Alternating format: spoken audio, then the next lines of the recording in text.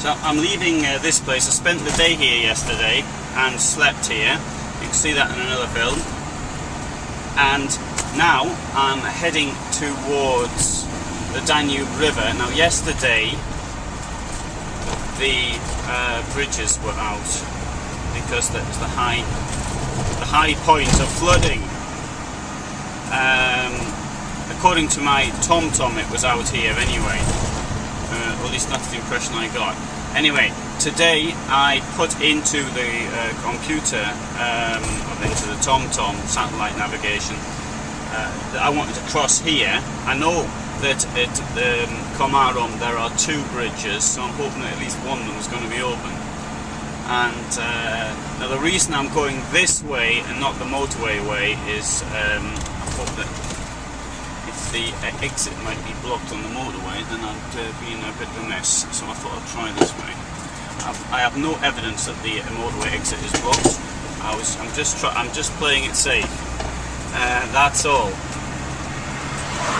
Normally the motorway is charged, but at the moment, presumably, because of the flooding, it's actually free. So they've got the stickers up saying with stickers going through the paved thing with a line through, indicating that there's currently no charge for using the motorway, which is good. But I don't want to go all the way to Budapest, which is to the southeast.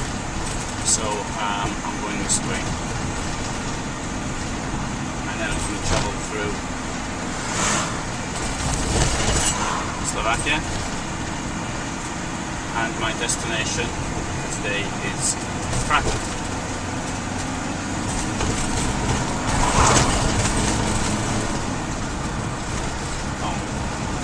Here's a place I could have slept in, somewhere around here, nice and quiet, but I was there next to McDonalds and I had internet, so that was probably just as well. There's an entrance to the motorway from this side. Oh, and there it wants you to pay the vignette, or they haven't put a line through it, I don't know.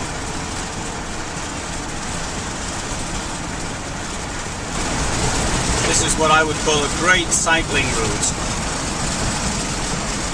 No traffic, flat road, relatively well paved, nice countryside.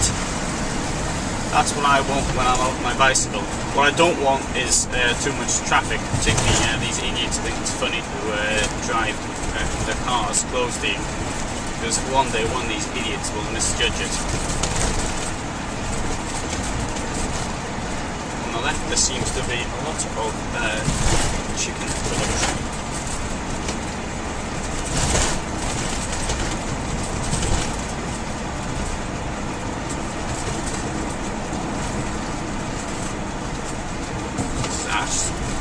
Layer is a they produce building materials, if I remember rightly.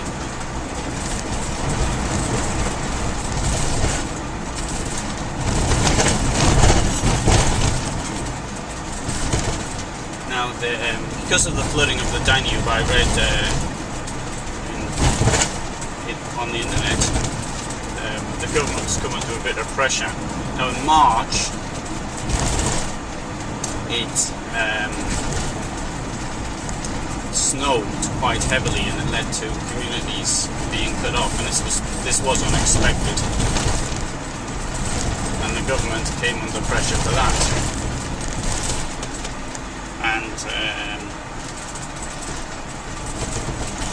so they're doing their best now to stop the Danube rising. It's now at its historical high. It's historical measured high. Another type of natural disaster which has actually occurred here, which may seem unusual, is that in 1763 and in 1783 there were earthquakes here which destroyed, for example, the town of Komárom was very badly damaged by it. and following that the Napoleonic Wars, which and following that they had the year with no summer. So a period of 50 years or so of a lot of suffering.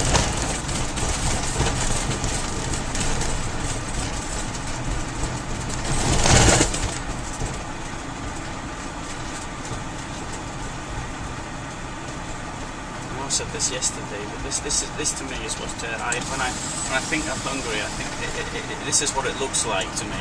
This is if I'd seen a photograph, where's that? And I'd say, well, that's in Hungary. It's got an absolutely typical way of looking, and actually it's even strange as you cross the border into Slovakia, and these are areas which were traditionally part of Hungary, well, until the end of the First World War, and then again was part of Hungary from, after the First Vienna Award in 1938-1945. But it looks different, and in Komárom, I think there is still a Hungarian majority living in the town. I think, I'm not certain.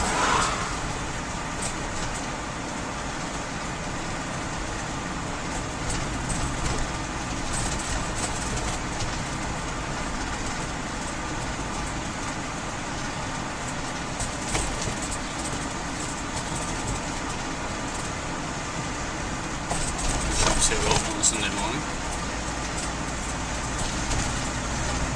Doing sort of thing.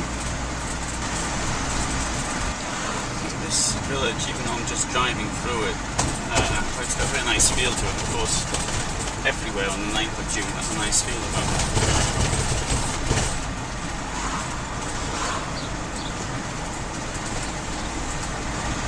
Left here.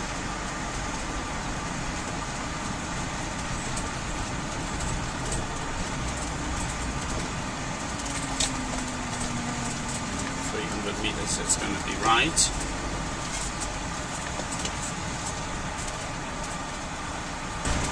The Hungarian economy is much less successful than, for example, Polish, Slovakian and Czech economies. Between the wars, the area to the north of the Danube, which became part of, in this area, became part of Czechoslovakia, and although Hungary, which had been reduced to a fraction of what it had been before, that's on its theoretical borders, of course. It was part of Austria-Hungary, but part was Austrian and part was Hungarian. And as a result, Hungary had claims to the land lying on the other side of the Danube, although it was very unwilling to act militarily because of the strength of the Czechoslovakian army. Particularly Czechoslovakia had got some of the most important industrial areas in the former Austro-Hungarian Empire, and Hungary had its army limited very severely by the Treaty of Trianon.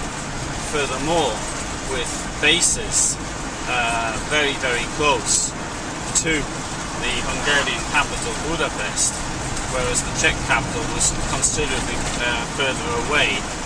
Czechoslovakian army was much, much stronger.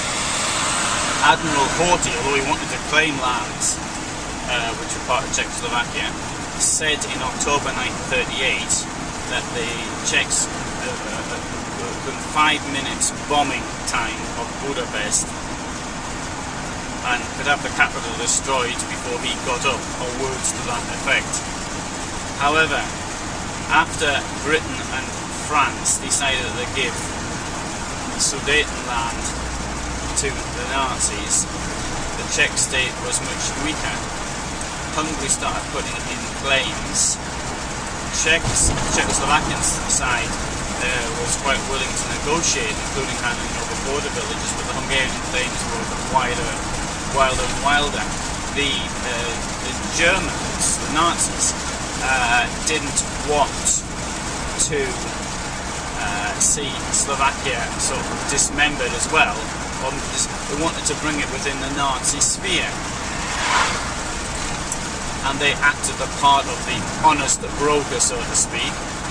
However, the Italians joined in. Britain and France showed no interest whatsoever, although later, during the Second World War, they claimed that the first Vienna Award was illegal and because it wasn't an international treaty. Well, it was a bit of a joke, really, because they opted not to do anything about it. Then, Italians, for some reason, wanted to make Hungary bigger, and Ribbentrop was trying to keep it smaller. So anyway, as it turned out, Count Ciano got his way. The border was pushed quite a long way into Slovakia, and problems with the native population. In some areas, the Slovaks population outnumbered the Hungarian population, and the problems which I think are still there today in Slovakia. I think I saw things on the news. It's very unfortunate that people can't put this behind them. I ate in a restaurant in Slovakia last year. A gentleman there who didn't know the owner of the restaurant wants to have it. So these Hungarians, they're like, I can't remember the word he used now, leeches or something like that, or they're very evil people. I don't speak Slovakian very well, I don't speak it at all, but I was, with Russian and Polish, I understand what's going on.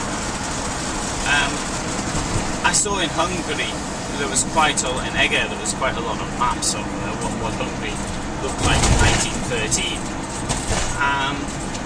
Again, things which don't help. It's a pity that people just can't get on. Living in a very nice part of the world, Slovakia and Hungary have things which complement each other very nicely. Slovakia, a mountainous country, Hungary, a plain. Fortunately, the borders are now open. I hope that will be the end, or the beginning of the end of problems. I very much believe in the European Union, and they may look at maps and see what Hungary was like in 1913, but have a look what it looks like today, 100 years later, with borders from the Atlantic to the Black Sea, almost from the White Sea to the Mediterranean. It's enormous. Right, I might have to put on the Tomtom here. When I don't do what it says, then it just sort of irritates me after a while, so I'll turn it off.